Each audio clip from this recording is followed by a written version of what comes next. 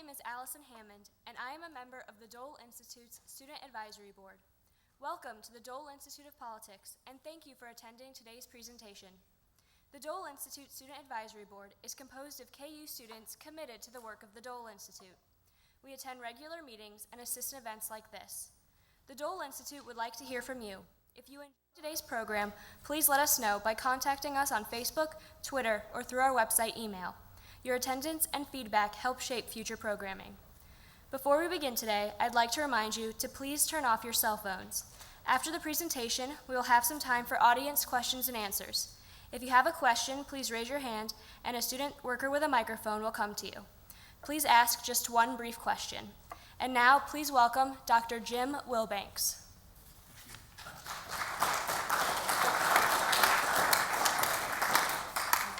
Hopefully by this time I see lots of familiar faces out there, so you know who I am. I'm the Director of the Department of Military History at the U.S. Army Command and General Staff College.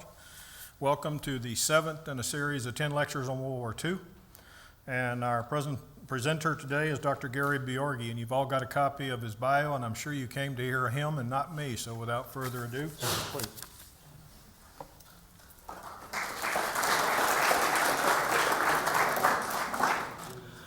Okay, thank you very much, boss. Yesterday, Dr. Wilbanks asked me if I had bells and whistles to spruce up my talk today, and I told him no, I really don't. But as I thought more about this, I thought, well, maybe I ought to humor him a little bit by starting off with something that might be akin to bells and whistles. Maybe some of you know this melody. Boom, boom, boom, boom, boom, boom, boom, boom, boom, boom, boom, boom, boom, boom, boom, boom. Anybody recognize that? Theme from Star Wars, right? And it's about events that took place in a galaxy far, far away. And I was thinking, well, northern Burma was certainly far, far away for Americans in the 1940s, and it's still far away. But that's where we'll be today, and maybe we can, kind of put our minds back in that time and place, and just try to think about what it was like for those Americans who were out there in a let's say, what's another song about faraway places with strange sounding names? Some of you might remember that hit song from 1948. So today, talking about General Joseph Stilwell and the challenges that he faced with coalition warfare in northern Burma in 1944. Before we talk about the campaign itself, I'd like to just kind of present some background here on General Stilwell, and also some background on the American unit that was so much a part of this northern Burma campaign, which was the 5307th Composite Unit Provisional, popularly known as Merrill's Marauders, named after the commander of this regimental size unit, Brigadier General Frank Merrill. So for General Stilwell,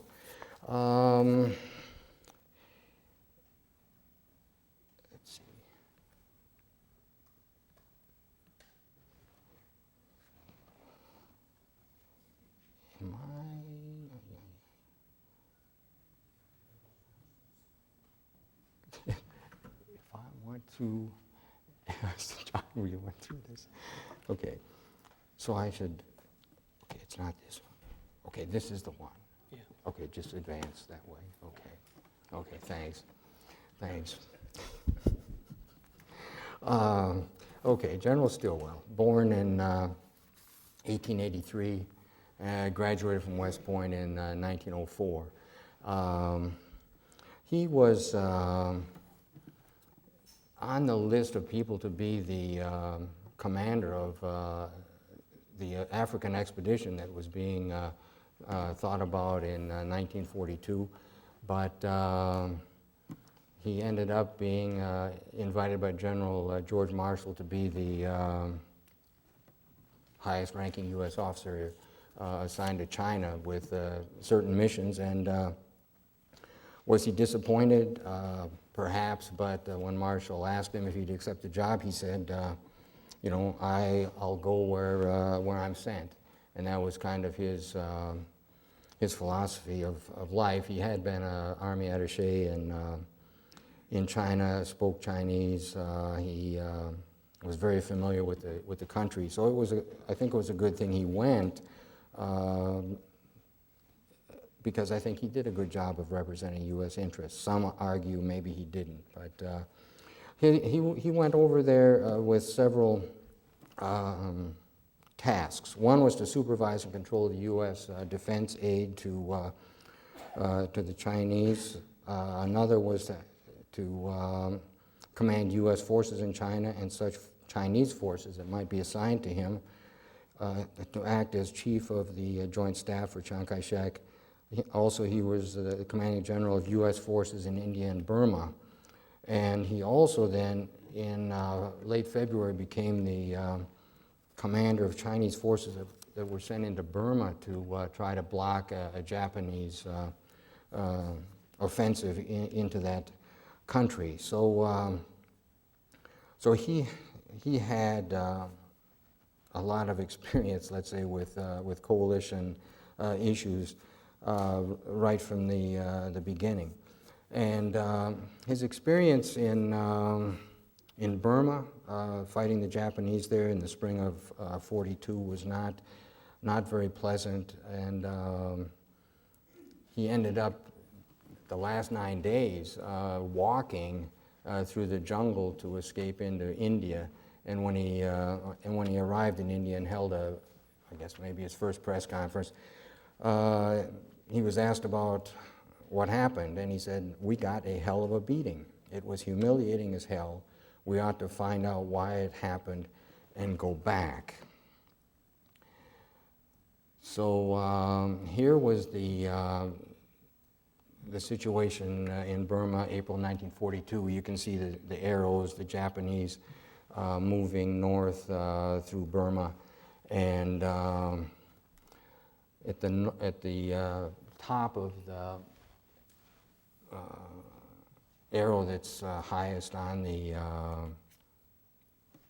left, it points at a town called Dole, and this will be kind of the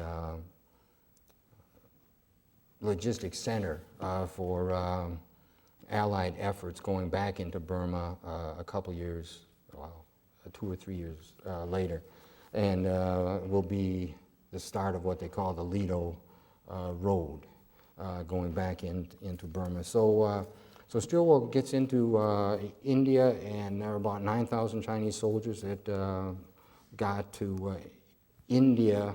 Most withdrew into China, but 9,000 went into India, and Stilwell looks at these 9,000 soldiers and thinks, gee, maybe we can build up some kind of a military force here in India and use them to go back into China or into Burma. And he has this plan. You can see here, July 1942. He's already thinking, how can I get back into Burma?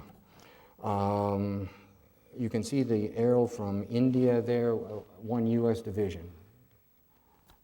Stilwell always dreamed that they'd send a division or a corps, better yet, you know, 2 divisions plus, over to India so he could command them to go back into Burma. Well, he never got them, but he did get a regiment, this 5307th Composite Unit, eventually. But you can see there are 2 Chinese divisions listed there, 1 U.S., 3 British, 2 Chinese, and Stilwell will actually, over the course of the next year and a half, create the 2 Chinese divisions, because he'll have, Chiang Kai-shek will send about another 20,000 or so soldiers, airlift them out of China to India, and they'll get U.S. training, U.S. equipment, and be made into a fairly proficient force. And they will play a role then in the campaign in 1944. So that's what Stilwell was working on in part there in India from 1942 through 1943. And here's a picture of him supervising the training of Chinese soldiers lying on the ground there, practicing using their U.S. rifles. Here you can see Stilwell with another Chinese general and some other officers inspecting soldiers from his Chinese army in India. So the Chinese army in India will be one element that will be used in the offensive in 1944. Another is the 5307th regiment that I talked about, the Merrill's Marauders. And that unit actually has its origins in the Quadrant Conference, which is in August of 1943. So if you think about that, we're almost at the 70th anniversary of the Quadrant Conference. And that conference is where the British kind of agreed with the Americans that it's worthwhile to try to push through Burma and reestablish some good logistics lines over land to China, to encourage China to keep in the war and help build up their army. So they're going to be pushing an offensive, an effort in Burma after the Quadrant Conference. And what happens at the Quadrant Conference is that the British had been conducting what they called long-range penetration group operations in Burma under the command of a brigadier general named Ord Wingate. And what they were doing is flying gliders and transports in and deep behind Japanese lines in Burma, and then these units would be attacking Japanese railroads and other lines of communications and trying to weaken the Japanese hold in Burma. And so Winston Churchill brings Ord Wingate to the Quadrant Conference, and so he gives his talk about how, well, this is what we're doing and we're having success. And General Marshall and Hap Arnold, who was the commander of the Army Air Corps, really get excited about this, and they say, okay, we'd like to contribute to this. Now, some of that interest might have been due to the fact they'd been complaining about the British not doing things in Burma for a year and a half, and so all of a sudden to be told, look, we're really taking action, we're being aggressive. Maybe they said, okay, we're going to support this just to show that, we approve. But in any case, when they come back to Washington after this Quadrant Conference, on the 1st of September, Marshall issues an order then, let's recruit, send out a notice, we're going to recruit and we're going to form a unit that we're going to send over to Burma and be part of Wingate's program. Now, they didn't announce that they were going to be part of Wingate's program. It was just, you've got a great opportunity. How about it, soldiers? Anybody want to have a great opportunity? And so they did get their recruits, and by the end of October, those soldiers are already in India starting to get their training to be part of Brigadier Wingate's program, sometimes known, you might have heard the word Chindit. Well, Stilwell caught wind or heard about Marshall's ideas of supporting the Long Range Penetration Group program, I guess about the same time that Marshall was deciding to issue the recruitment announcement, because on the 1st of September, Stilwell has this entry in his diary. He says, what's the matter with our people? After a long struggle, we get a handful of U.S. troops, and by God, they tell us they are to operate with Wingate. We don't know enough how to handle them, but that exhibitionist does. And what has he done? Made an abortive jaunt to Kata, got caught east of the Irrawaddy, and come out with a loss of 40%. Net result, cut the railroad that our people had already cut by air attacks. Now he's an expert. This is enough to discourage Christ. So I mean, Stilwell is obviously frustrated that here's this American unit coming over there that he's been begging for, and it's going to go to the British, which gets back to the whole issue of the complications of coalition warfare, is that you've got all these partners with different objectives, different interests, different strategies, different capabilities, different logistics systems. And how do we fit them all together? We'll see more about how the problems of coalition warfare affect Stilwell's campaign in North Burma. But this assignment of this regiment that was called, codenamed Galahad to Wingate, really got Stilwell steamed up, and he started scheming to change the assignment from Wingate to Stilwell. And so he goes on and on doing different things, and finally General Marshall has to send him a letter and say, well, Galahad was dispatched to India to take part in long-range penetration operations. If these operations are to be commanded by Wingate, the American group should operate in combat under his direction. We must all eat some crow if we are to fight the same war together. The impact on the Japs is the payoff. So again, there he is saying, okay, we can't have everything our own way if we're going to really have a successful coalition. We've got to cooperate and let our coalition partners have something to be proud about or to accomplish too. But Stilwell didn't give up his effort, and there was a conference called the Sexton Conference in Cairo in November of 1943. So here we are. The 5307th is in India, and Stilwell is in Cairo, still arguing with Marshall, and eventually he's successful, and they have some negotiations, and they decide to change the assignment of the 5307th from Wingate to Stilwell. So Stilwell goes back to China. He's very happy. He's got the 5307, so he's got an American unit to use in his campaign that he's in Burma, and he gets other good news soon, because Chiang Kai-shek, the Chinese military leader and president, tells him on the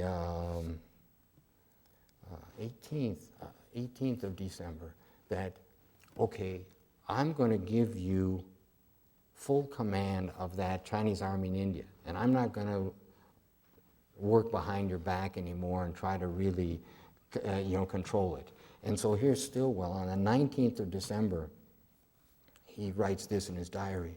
First time in history, GMO, which is Generalissimo Chiang Kai-shek, gave me full command of the Lido troops. And that Lido force, the Chinese army in India, that's called the X-Force. There was a large force in China that we were supplying and trying to train up with trainers in China that was called the Y Force. And the planning towards the end of 43 had been that Y Force, as many as 15 Chinese divisions, would attack Burma from the east, while the British and the Chinese Army and into the X Force and so on would attack from the west, and they'd really have this big offensive. But Chiang Kai-shek backed out and wouldn't agree to send the Y Force. And so this Y Force was also called Yoke. So there's a reference here to Yoke in Stilwell's entry, and I'll just get to that, where he says, okay, the GMO has given me full command of the Lido troops without strings, said there would be no interference, and that it was my army, gave me full power to fire any and all officers, cautioned me not to sacrifice it to British interests. Again, coalition warfare, the Chinese dislike the British, don't trust the British. That's why, in the spring of 42, when the Chinese sent forces into Burma, the British thought they'd come under British command. But Chiang Kai-shek didn't want them under British command, so he sent Stilwell down there and said, okay, you take them, you command. I don't trust the British. And so he continues on here. Otherwise, use this force as I saw fit. Madam, who is Chiang Kai-shek's wife, promised to get this in writing so I could show it to all concerned. He says, there's a chance for us to work down to Michna now, block off below Mogong, and actually make the junction, even with Yoke. Now, the junction he's talking about is the junction with the old Burma Road. And the idea was if they built that Lido Road from the north, well, I don't have the map up here, but maybe you can remember, and we'll see. The map, we'll see a map. The Lido Road, link it up with the old Burma Road, and also build a pipeline along there, so they'd have that land route into China again. So he says, and actually make the junction, even with Yoke, the Y Force, sitting on its tukas. This may be wishful thinking in a big way, but it could be. And so there, Stilwell, at the end of 1943, has got control over the Chinese Army in India, the two divisions, and there was also not only the two divisions, infantry divisions, but they also had a tank force that they had built, created. It was under U.S. Command, but it was all manned by Chinese troops. So he's got that force. Now he's got the Merrill's Marauders, the 5307th composite unit, and so now he's prepared to pursue the two objectives that have been assigned to the what's called the Southeast Asia Command. It was a new command that was established in the latter part of 1943 to kind of, what can we say, command, control, stimulate these military operations in Southeast Asia. So Southeast Asia Command from the combined General Staff had given Southeast Asia Command these two objectives, and one was to capture Upper Burma in order to improve the air route and establish overland communications with China. And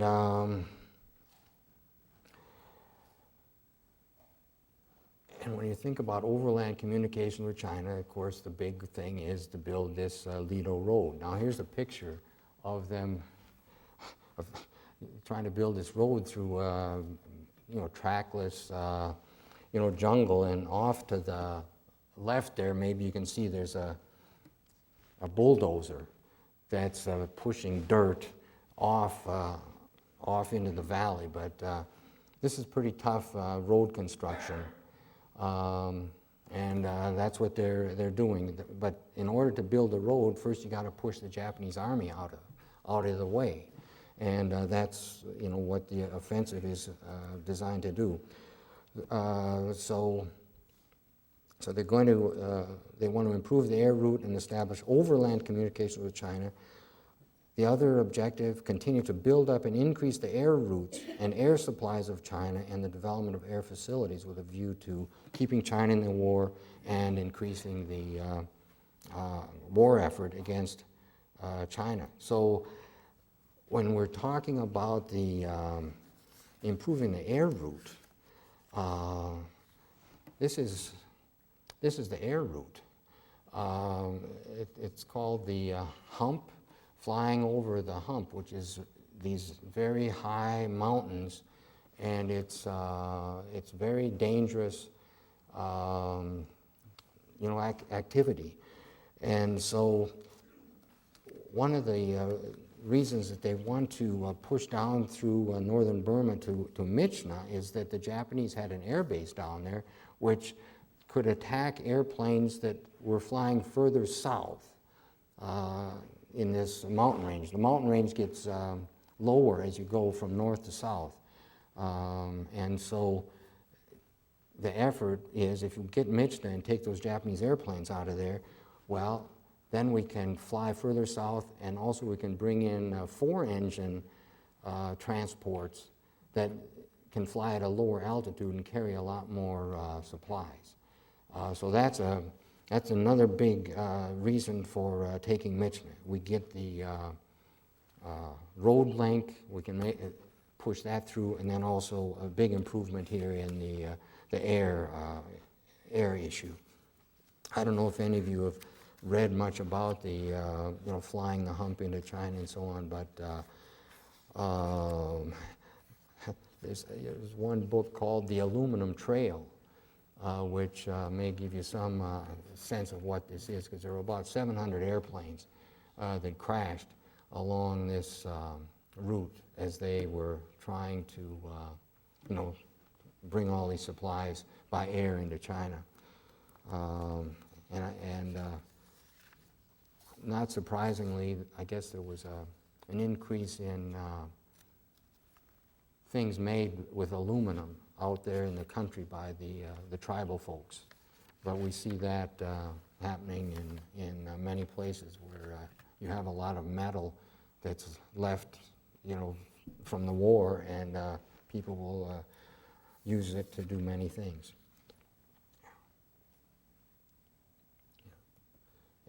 So in the fall then of 1943, this is basically, the situation. Here's at the north, maybe you can see that, the Chinese Army in India, the two divisions around Lido, that little kind of, I don't know. Remember those little creatures that used to be called schmoes? I think Al Cap had those. Okay, the thing that looks a little bit like a schmo up there, is that right? And then, the other things, we've got British forces on the west, and then the Chinese Expeditionary Force on the east. And also you can see there's a circle around Fort Hertz up there that's called the Kachin levees. And the Kachin levees are very important. They're the native tribes up there are the Kachin people, and the Americans, the 5307th, the Americans running the Chinese Army in India, very, let's say, attentive to the issue of not offending the local inhabitants up there. General Slim, the British commander in Burma, has written about the advantage that the Japanese, let's say, gained in their invasion of Burma, because the Burmese who didn't like British rule, because Burma was a British colony, they were supporting the Japanese with intel and serving as guides. But the Kachin people in the north didn't like the Japanese, and also they didn't like the Chinese, because when the Chinese had withdrawn through northern Burma, as it has been described, is that they looted villages without mercy and left a let's say, a memory that was not easily forgotten by the native peoples up there, which meant that they wouldn't work with the Chinese directly. And so we had to be kind of the intermediaries. If you wanted to get the Chinese to go somewhere, you had to have Americans as part of the operation, and that's because the Kachins wouldn't want to just be with the Chinese, but they would be with us, and we were able to work with them, and you know, some of the comments here, a deputy commander of the 5307th mentioning that you know, we wanted to. We never watered our pack animals at Village Springs because we didn't want to, you know, irritate the natives by ruining their, by damaging their springs, and also the Army medical units that were attached to the Chinese Army in India went out of their way, as far as they could, to provide medical assistance to locals also. So the American Army was able to get the help of the Kachin people, and that was very important. So in a sense, they also then became, you know, coalition partners for us. Well, so here we are then, the end of 43, beginning of 1944, and Stilwell. This is a slide here that shows the complicated command relationships.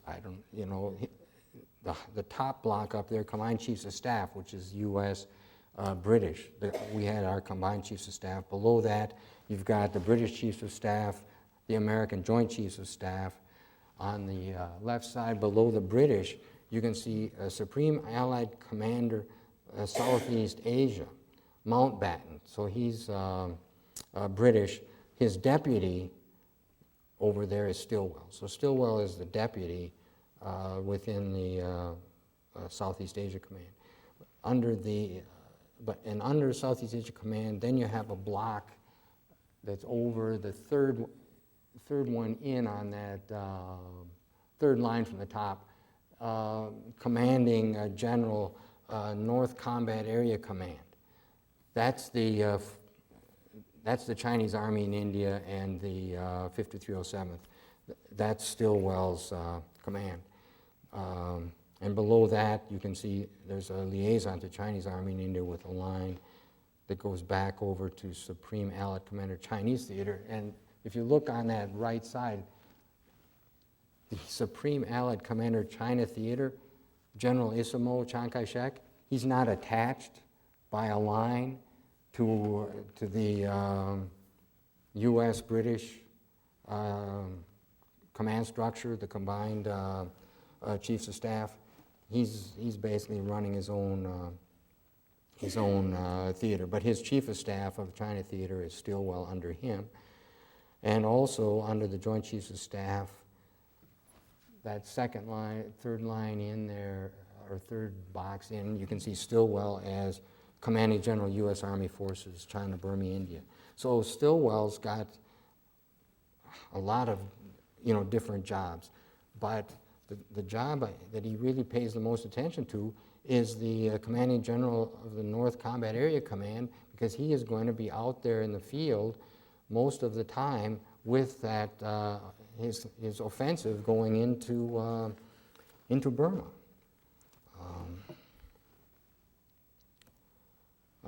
Here's a picture of him. The officer in the center is General Sun Li Ren, the 38th Division Commander of that's the Chinese Army in India. And there you are, you've got Stilwell then on the right, and the other officer is the American liaison officer with the 38th Division. This is a picture of General Stilwell talking to Brigadier General Frank Merrill, then the commander of the 5307th, Merrill's Marauders. And here is a picture of a Kachin tribal detachment. You might notice, I think most of them are barefoot. It's fairly simply armed and so on, but they know the country. They're going to be providing guides and being a great help, gathering intel and so on the Japanese. There's a whole network that's created in northern Burma that helps us find out where the Japanese are and how we can maneuver across the country. Now the situation, northern Burma in 1944, here's the 38th. This is the 38th Division moving down, and Stilwell is not really very happy about how they're performing. They've been trained to be proficient in their weapons and so on, but he's very concerned about the lack of aggressiveness and the fear of, as he calls it, the fear of going around, and he feels that the Merrill's Marauders is going to really meet that, fill that requirement for someone who can maneuver and around the Japanese forces and kind of dislodge them from their fixed positions, create more chaos, and facilitate an advance down the Hukong Valley, and then they'll go into the Mogong Valley, and eventually they'll reach Michna. So that's the plan. So Stilwell is not going to have the Merrill's Marauders available until the end of February, because they didn't finish their training, and then they had to go by rail up there to Lido, and then where the transportation line ends, from there on it's have to go by foot to where their jump-off point. So it's going to be late February before we get the first operation by the 5307th, and this is called the advance to Walla Boom. And the scale of miles, if you were to look on this, it's about this whole route from starting up there at the starting point, and the starting point for the 5307th is it's the furthest out arrow, and it goes way around, and you can see how they're going to outflank the Japanese and come in and set up a roadblock behind the Japanese 18th Division. So that's the plan. Set up this roadblock and maybe trap and eliminate the 18th Division, which would really be quite a success, and while the 38th Army or Division is pushing down. So that's about 50 miles. 50 miles it would take. It's probably even more than 50, because I was just measuring the line, but you can imagine it's even more curvy, because that's very rough terrain and so on. But anyway, that's the concept of operations that they're going to use for the 5307th. And so they come down, and you can see the dotted line. They set up their roadblock on that road there, and the Japanese counterattack, and the 5307th has to withdraw in that direction. So originally they're over kind of in the middle, then they have to pull back to where you got those circles, and then there's another arrow coming down, which is the 113th Regiment of the 38th Division, and they will relieve the Merrill's Marauders here, and it's considered a successful operation. The Merrill's Marauders suffer 8 killed in action, 37 wounded, but they were able to maneuver. They had the aerial supplies, everything, through the jungle. The Japanese didn't know they were there until they set the roadblock. So that's kind of considered a success. The Chinese eventually, this kind of thing, being, relieving the Americans and letting them pull back with only 8 killed in action, this pattern will be repeated, and then the Chinese are going to start to say, well, wait a minute, we're suffering more casualties than you are. Is that fair? Well, that's another thing with the coalition warfare. The commanders got to somehow balance the pain.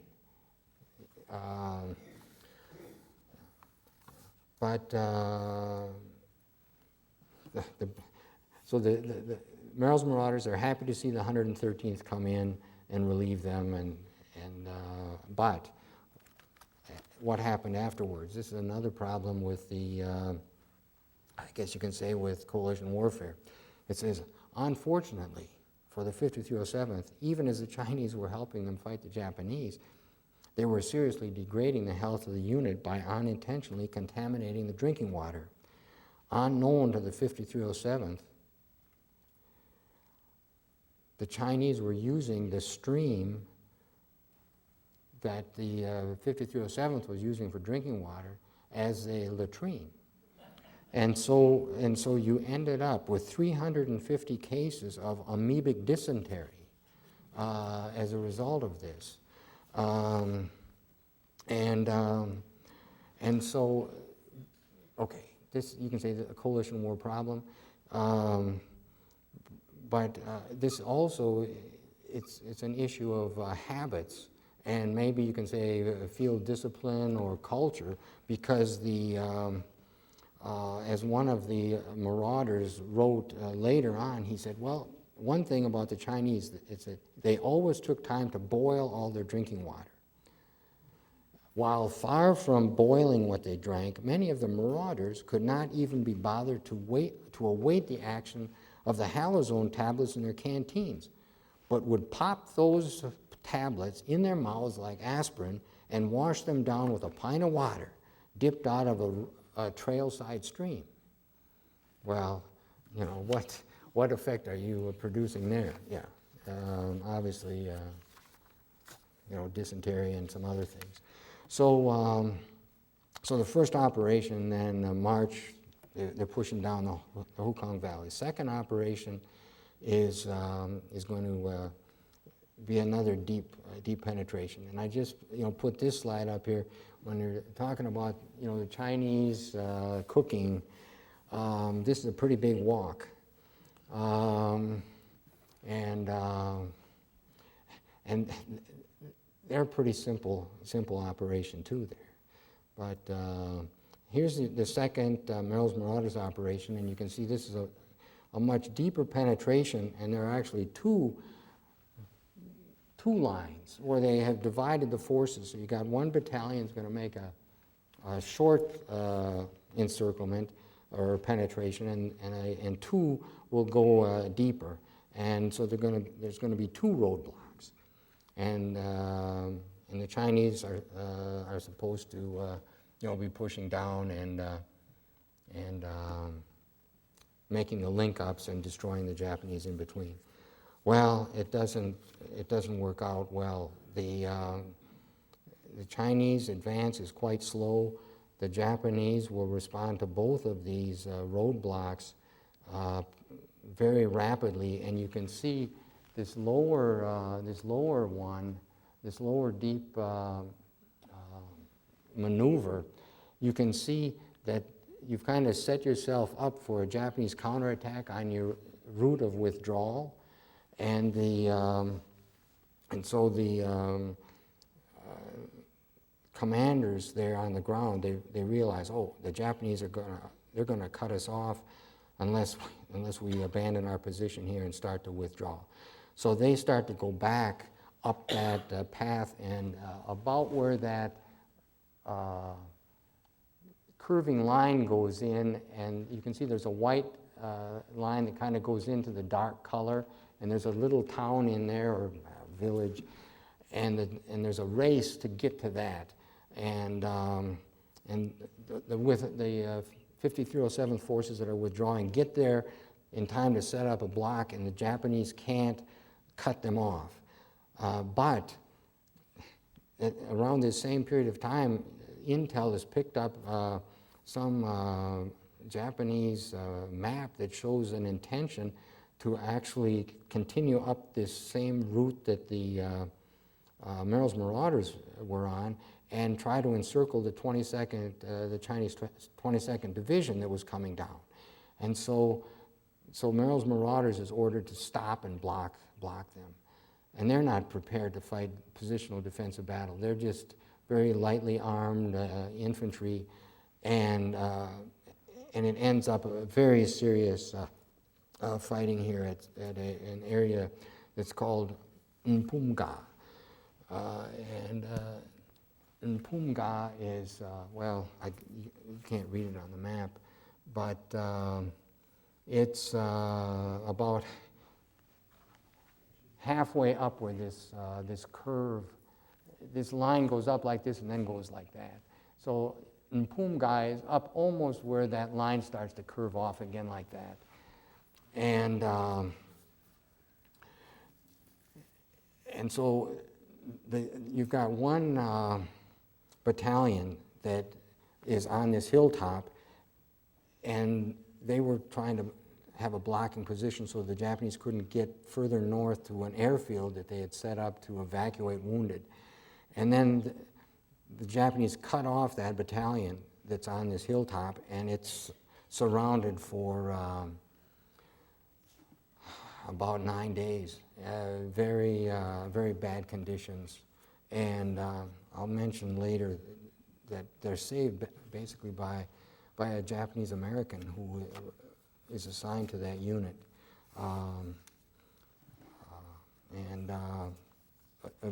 After several days of fighting, the Japanese finally abandon that effort and withdraw. But in that fighting at Mpumga, that one battalion suffered 52 killed in action and 302 wounded, plus 77 were so sick they had to be medically evacuated. So you can see what happened to that battalion. In 9 days of fighting there, they lost almost 500 soldiers. So there wasn't much left. So then the question is, what do you do next with a severely depleted unit? Well, there's a lot of pressure on Stilwell to still get to Myitkyina. So how are we going to get to Myitkyina then? You can see the road's pretty slow going here for the main effort down the, if you want to call this the road, this is the road through the Hukong and Mogung Valley. This is 22nd Division forces advancing. You can see here the Japanese are resisting pretty fiercely. Here's a lot of damaged M3 tanks. And this was one reason why the Chinese couldn't get down to those Merrill's Marauders roadblocks. The Japanese had destroyed a lot of tanks and were delaying the advance. Now here's your Mpumga. You can see the fighting in that with the kind of shaded half circle there. Now about the same time that this is happening, the Japanese launched a large offensive into India and tried to attack Imphal and so on. I mean, this is if you think about forgotten battles of World War II, I mean, the fight here for Imphal, this was very heavy, fighting in here. And the threat was that the Japanese could actually cut off the lines of communications that would go way up on that white over up to Lido, and then what? Well, but here we are. Just think, March and April of 1944. The Japanese fighting to get into India, while in the Central Pacific, they're suffering defeat after defeat, and things are looking real bad, because it's going to be June of 1944 that we invade the Marianas Islands. But here down in Burma, you got a big offensive by the Japanese to attack into India. But you can see there's some lines that go across here from the 3rd Indian Division over to some drop points. And this was dropping long-range penetration groups in behind Japanese lines again to try to divert Japanese attention. And this is going to play a role in, the fact that these units are there is going to play a role in Stilwell's thinking about going to Michna, because when they get over there, they're kind of south of Michna, but the Japanese are going to be pushing them north. And so Stilwell is going to be taking command of them, and then he's going to have to decide what to do. So he decides, despite the fact that the 5307th is basically, worn out, he said we still have to go to Michna, because President Roosevelt had written letters to Chiang Kai-shek. You've got to put more forces in the game. We've been encouraging the British to do more, and Stilwell felt, I can't embarrass the president now by saying, well, we can't go on. I've just got to ask my soldiers to do more, and so they try to fill up the losses by adding some Chinese and some Kachins into these 5307th battalions, and off they go to Michna. And this is very, very, very hard going. This mountain range, you're going from lowland up climbing 6,000 to 7,000 feet, and then you have to go down. The trails, narrow trails, this is what you've got to work with, and it's very hard going. By the time they get to Michna, yes, they capture the airfield. The 5307th is about shot. Stilwell knows it, but he has to keep them in the fight, because he's saying, I can't withdraw my American troops, because then what will the Chinese say? And if I withdraw my American troops, what are those British and Indian forces that are down there south of Michna? What are they going to say? And so he keeps the 5307th in the fight, and gradually the unit just, it disintegrates. There are so many medical evacuees and so on that the unit is finally disbanded in August after Michna is taken. And so here, this is kind of the final point, I guess, about the challenges or problems with coalition warfare. In Stilwell's position as a commander with all the forces of all these different countries, I mean, he had in a sense, that American regiment was a symbolic, regiment, and you couldn't, if you took it out, what was that symbolizing, or what was that representing to the other coalition partners? And so Stilwell, said to General Merrill, I know I'm asking more of this unit than I should, but I don't have any choice. And I think there's been a lot of criticism, certainly by members of the Merrill's Marauders, that some have said, well, Stilwell just ran the unit into the ground for his own ego. I don't think that's the case. I think he just felt there was no other option than to just keep them there, because if he kept the Americans in the fight, everybody else, he could keep them in the fight too. In a way, I don't know, you think about Madeleine Albright's comment here about, America, the indispensable country. in a sense, Merrill's Marauders was the indispensable unit, and well, they suffered because of it. So that's kind of the end of my talk here on the coalition problems, the challenges of coalition warfare in Stilwell's Burma campaign. I would just like to mention something else here that I think is pretty interesting, and that is General Stilwell's been gone now for quite a few years. He died in 1946 of cancer. But Merrill's Marauders, according to the July issue of the Burma News that's put out by Merrill's Marauders, there's still 89 members of Merrill's Marauders left, and they've reached the point now where they themselves don't organize reunions, but they have an organization called the MMPD, the Merrill's Marauders Proud Descendants, and they organize the reunions now, and the next reunion is going to be at the Crown Plaza Hotel and Suites, Minneapolis St. Paul International Airport Hotel, August 29th, September 1st, the end of this month. So we've still got some of those Merrill's Marauders that are still active and still carrying on. And I mentioned the Japanese American who kind of saved the 2nd Battalion there at Mpunga, Roy Matsumoto, celebrating his 100th birthday on May 1st, 2013.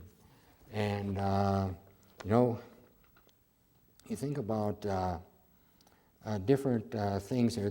There's going to be, they're making, well, it says here, Storewater Pictures, in association with some organization here, has just completed Honor and Sacrifice, a half-hour documentary film on Roy Matsumoto, who served as soldier translator with Merrill's Marauders in Burma, and mentions about how he saved his battalion by crawling through the lines one night and overhearing plans for a dawn attack.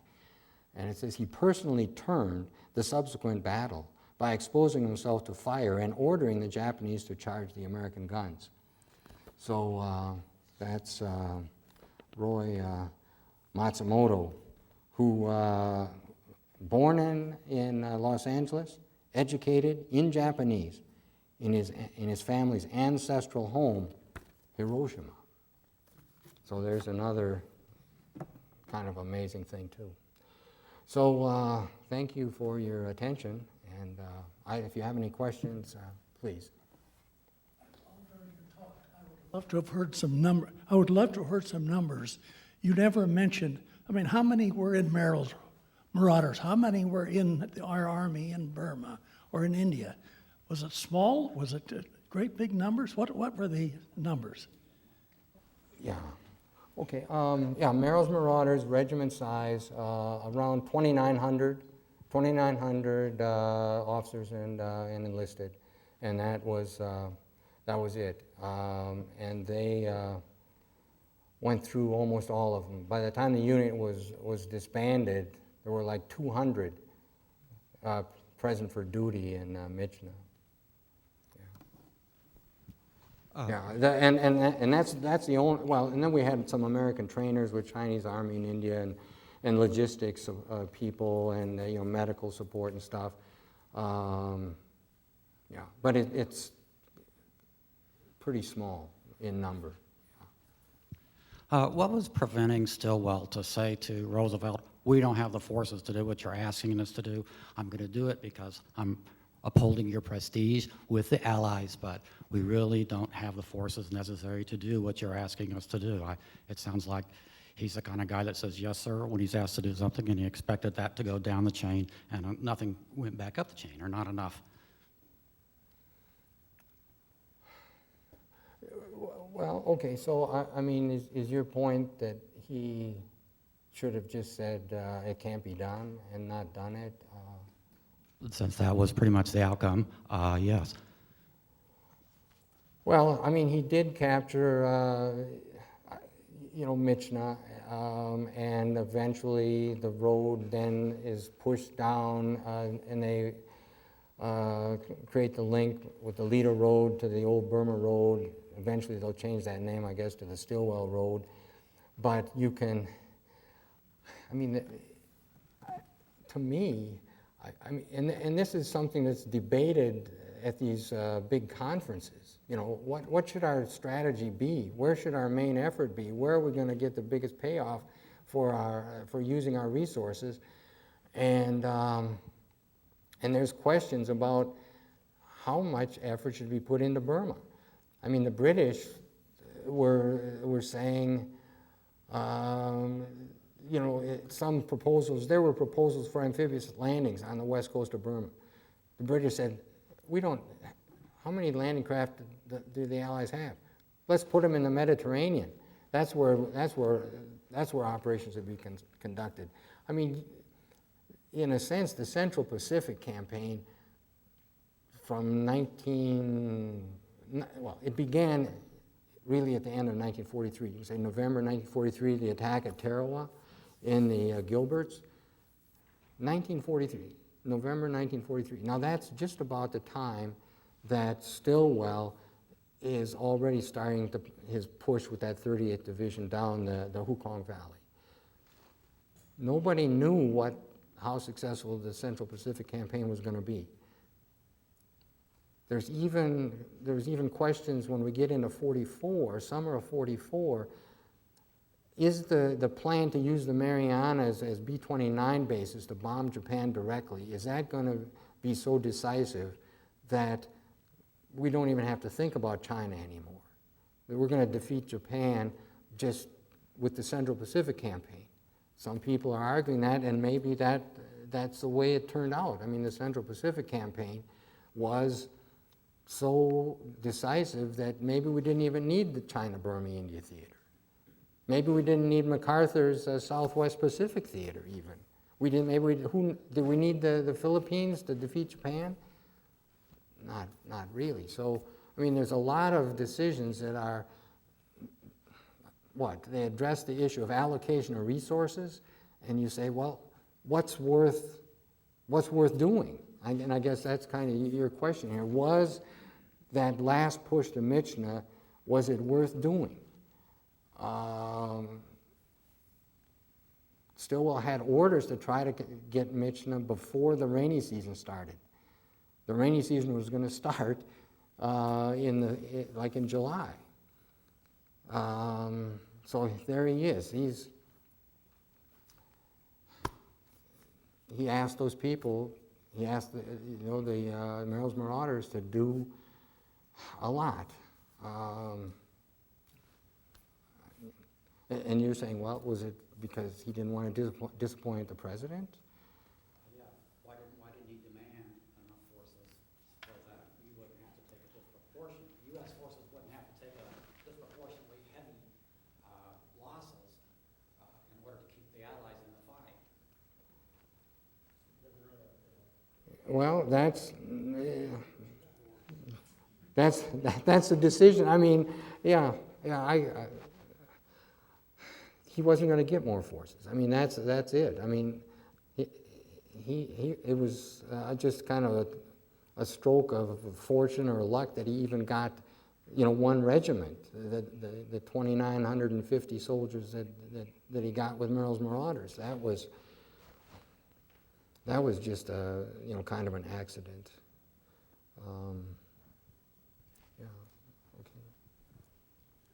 You mentioned the 38th Division. Was that American division? No, that's Chinese. That's What- Chinese Army of India. They had the 38th Division and the 22nd. Those were the two Okay, so you designated started out, divisions. you said there was an American division in India. Did they just stay in India? Did they ever come over? No.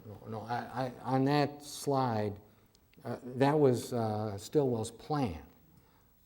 He wanted to have a U.S. division, but there was no U.S. division. They never got a U.S. division in India. So his plan was, and he was asking. That's right. He never had it. It was a plan that he says, okay, this is what I need. I need an American division, and I need 3 British divisions. Well, he wasn't going to get 3 British divisions either. The only thing he got was the 2 Chinese divisions that he built basically by himself, you know, the Chinese Army in India. And then he used those, the 22nd and the 38th. Yeah.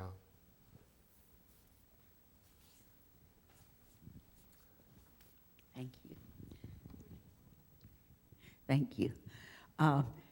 Did the flying the hump last to the very end of the Japanese surrender? Yeah. And Yeah. who commanded, like, the Flying Tigers under General Stilwell? That would have been That's Chenault. Chenault. Yeah. Okay, thank you. Yeah, yeah, and the flying the hump is kind of interesting. They, you know, the first year and a half or so, I mean, they're struggling to even get. I think Chiang Kai-shek had said, I need 7,500 tons of supplies a month, and it took a long time to even get up to that capacity.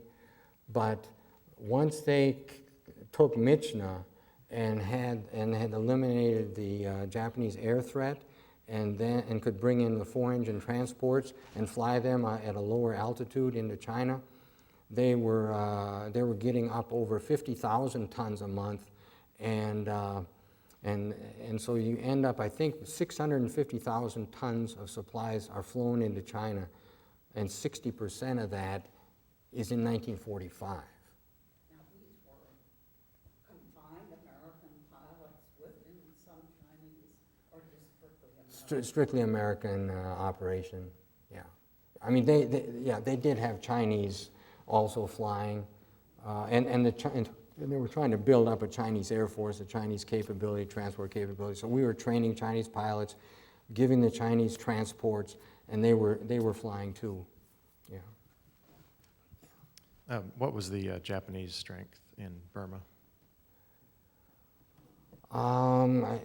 At the time of that Imphal offensive, it was estimated around 6 divisions. So, you know, somewhere, I suppose, 80,000 Japanese soldiers in Burma. Yeah. And just to follow up, was it, they had quite a few medical problems, is that right? They were weakened greatly by environment and medical issues. They had the same medical problems that we did. I mean, the Japanese were, you know, you go to Japan. Japan is not a tropical country. It's not a jungle environment. The Japanese suffered as much fighting in jungles as we did.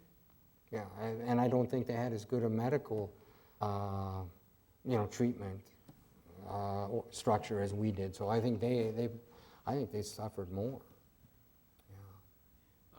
How would you evaluate these 2 movies, Merrill's Marauders and Object Burma? One was with Errol Flynn, and I can't remember the star of Merrill's Marauders. Yeah, I think I remember. I think I've seen Merrill's Marauders years and years ago. I don't think I've seen the other one, Object Burma. That was in 1945. It was on TCM the other night. Well, I'm sorry I missed it.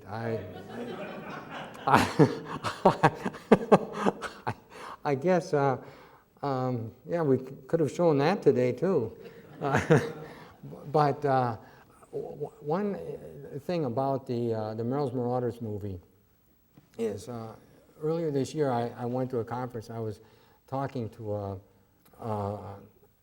a lady, a producer for a company that's making, at the time she said her company was making a video on this Roy Matsumoto, and she mentioned that in that movie, Merrill's Marauders, that I guess to be politically correct, the casters or the casting decisions that were made for that movie had said that Roy Matsumoto wasn't Japanese.